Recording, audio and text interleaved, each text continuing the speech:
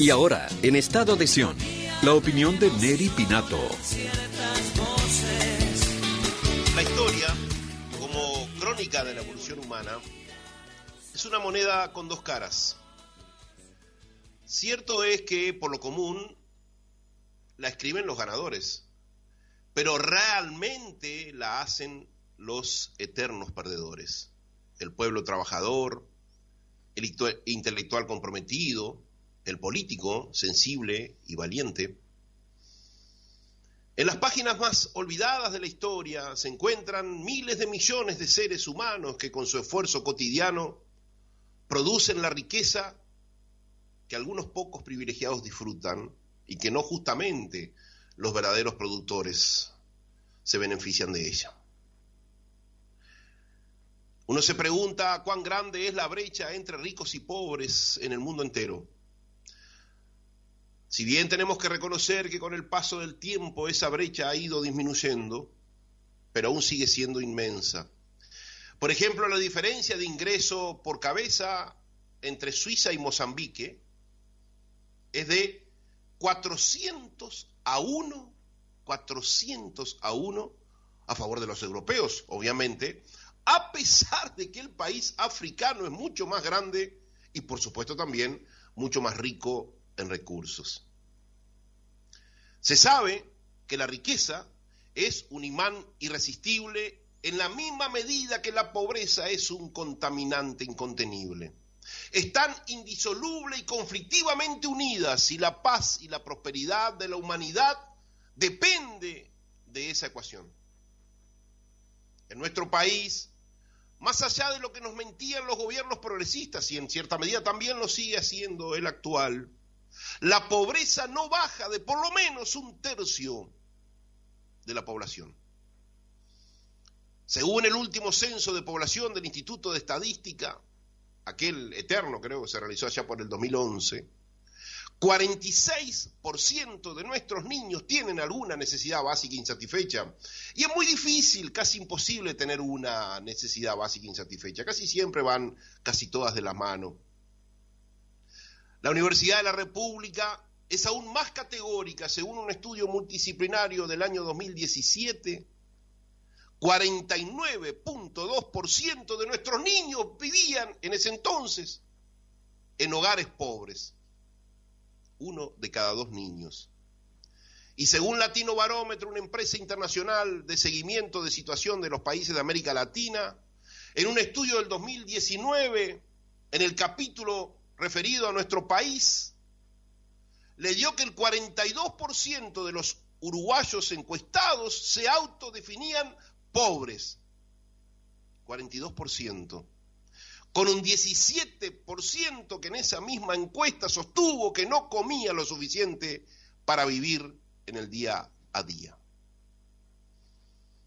Yo me pregunto cómo puede entenderse esto en un país capaz de generar 50.000 millones de dólares de PBI con su trabajo y de haber tenido ingresos en la última década de más de 150.000 millones de dólares. En los últimos 10 años entró tanta plata a nuestro país que si se hubiese distribuido de manera equitativa entre todas las familias, le hubiese tocado casi 170.000 dólares a cada familia del Uruguay. Yo sé muy bien del sufrimiento de mis compatriotas, que entre lo que producen y entre lo que ganan, naturalmente no les da para tener una calidad de vida en relación a lo producido. Y tengo muy claro cuál es mi lugar y cuál es mi deber, porque yo vengo del pueblo y mi lugar siempre va a estar en relación a mi origen. Y mi deber es ayudar a conocer la realidad, pero para cambiarla cuando no le sirve al común de nuestra gente. A mí no me seduce ningún canto de sirena, especialmente los cantos que vienen del poder. La única voz que me seduce, la única voz que escucho y la única voz que hago caso es la voz del pueblo necesitado. Es común que me pregunten por qué hago lo que hago y lucho por lo que lucho. Muchos amigos me plantean, y yo sé que lo hacen de manera sincera y queriendo ayudarme, que debería dedicarme exclusivamente a mi profesión y generar recursos para mis hijos y nada más, como lo hacen la inmensa mayoría de los padres. Está muy bien, pero no puedo. No puedo porque no quiero a este Uruguay como lo estamos haciendo. ¿Por qué me incluyo? Más allá de la pelea por cambiarlo. No lo quiero porque así no va a servir como patria de mis hijos y de los hijos de nadie, de aquellos que vienen de un origen popular. Lo rechazo profundamente. Estoy plenamente convencido que este sistema económico, social y político que profundizaron los gobiernos del Frente Amplio y para nada modificado por lo que va del actual gobierno, es un perverso sistema que transforma a los seres humanos en recursos humanos a nivel económico y en funcionales electorales a nivel político, basado especialmente en el proceso de adoctrinamiento en que cayó hace décadas nuestra gloriosa educación pública.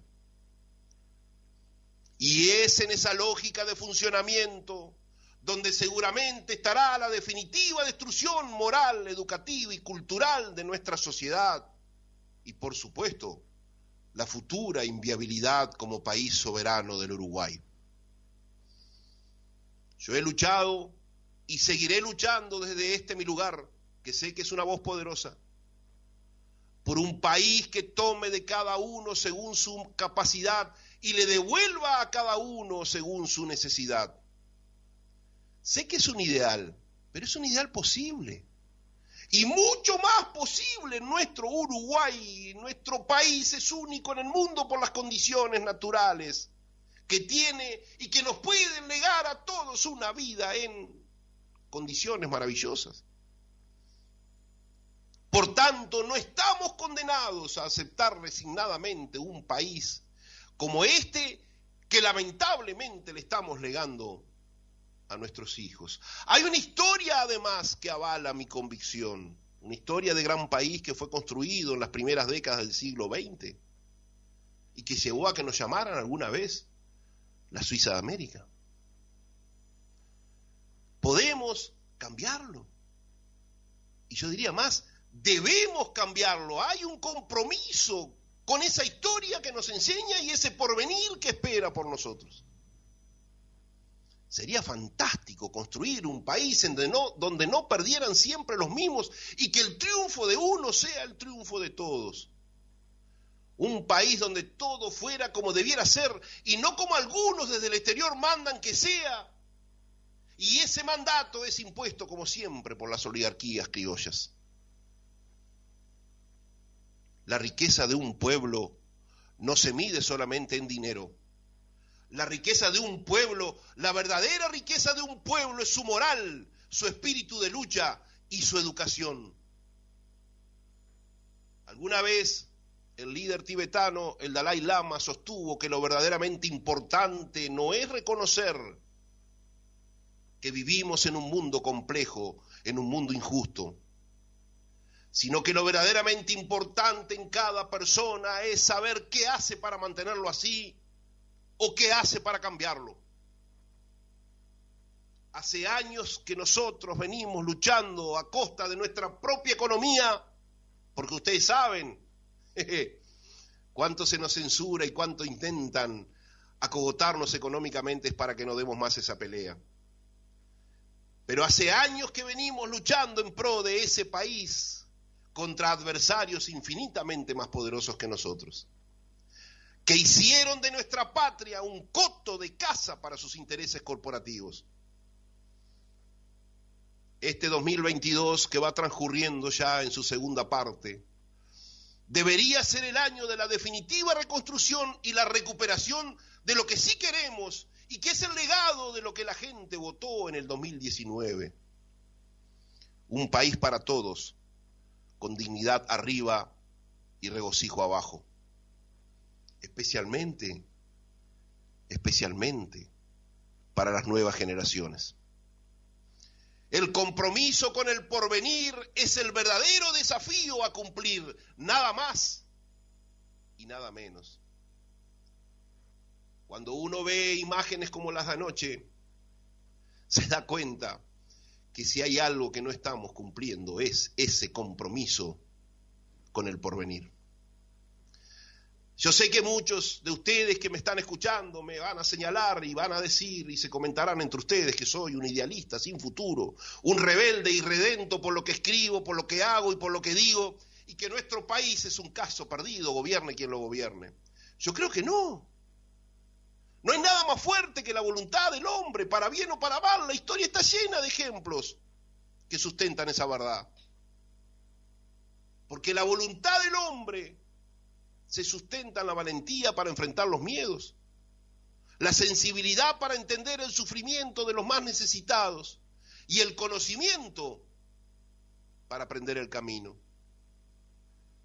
Y mientras sigamos viviendo en una sociedad que a través de su estructura política, el Estado no te aporta educación, no te aporta seguridad, no te alienta a ser audaz, ni mucho menos dueño de tu destino, que pervirtió el mandato artiguista de sean los orientales tan ilustrados como valientes, en sean los orientales tan ignorantes como dependientes, jamás vamos a construir un país como se merecen nuestros gurises.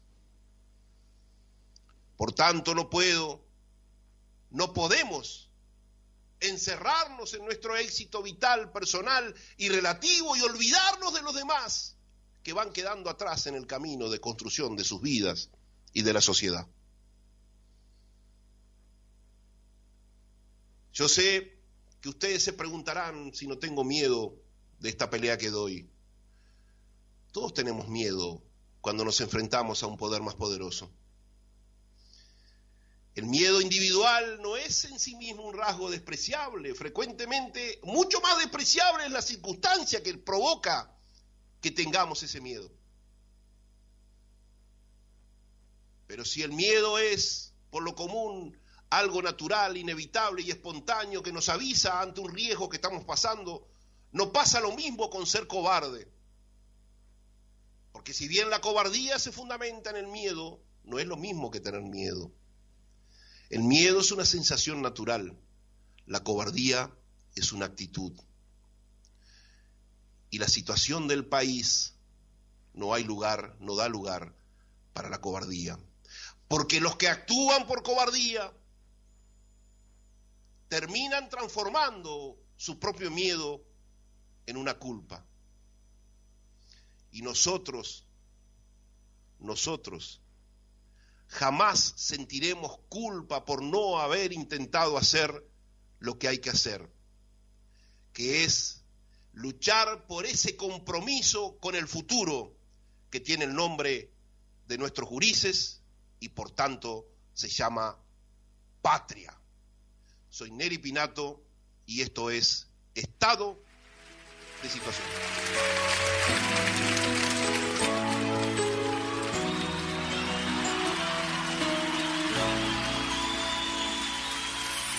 Necesito que me escuches un momento, compañero de fatigas y de azar.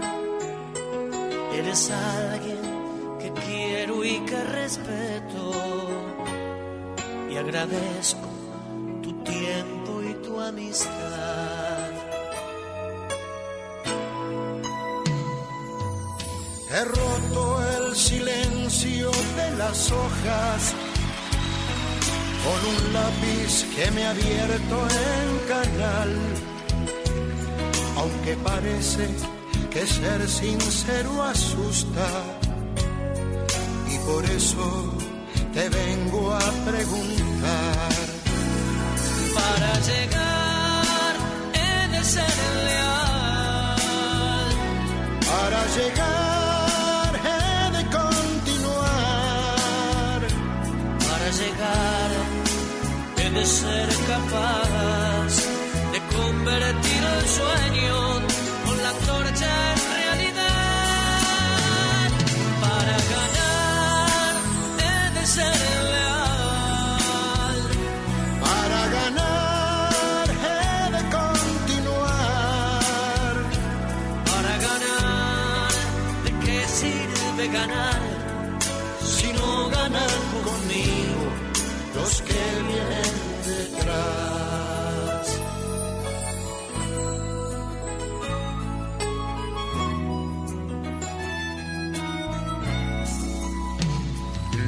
He soñado como Martin Luther King, que vivíamos juntos en un gran país, con hombres y mujeres orgullosos de la carrera del principio al fin.